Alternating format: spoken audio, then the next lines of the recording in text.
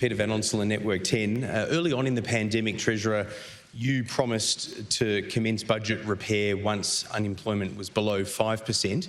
As you've been bragging about throughout the budget, it's now at 4%, but there hasn't been any budget repair.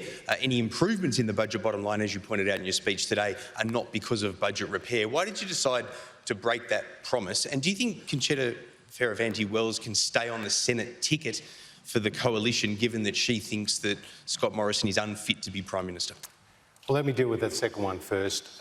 The members of the Liberal Party, 500 of them, made a decision on pre-selections on the weekend, and that decision stands. And obviously, I disagree with her assessment of the Prime Minister, a person who I've worked really well with, and I think he's led Australia extraordinarily well through a very, very challenging time for Australia, and the record is there for everyone to see.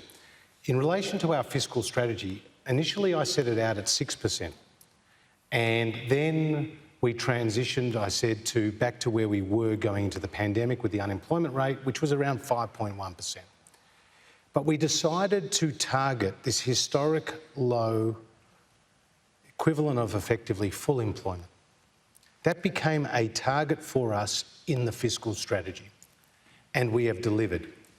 And if you look at our fiscal strategy in the budget, it makes it very clear that our goal is to stabilise and then reduce debt as a share of the economy. And that is what you saw, Peter, in last night's budget. As I've said repeatedly, when gross debt gets to 44% of GDP, that is more than 5 percentage points lower than what we forecast in my EFO and 4 years earlier than what we forecast. Net debt peaks at around 33% of GDP.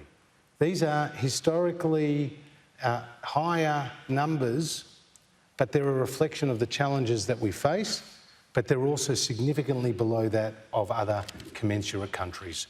So all that was about, fiscal strategy, was driving down the unemployment rate lower, getting us to the point where we could stabilise and then reduce debt as a share of the economy. That's what the budget papers last night showed.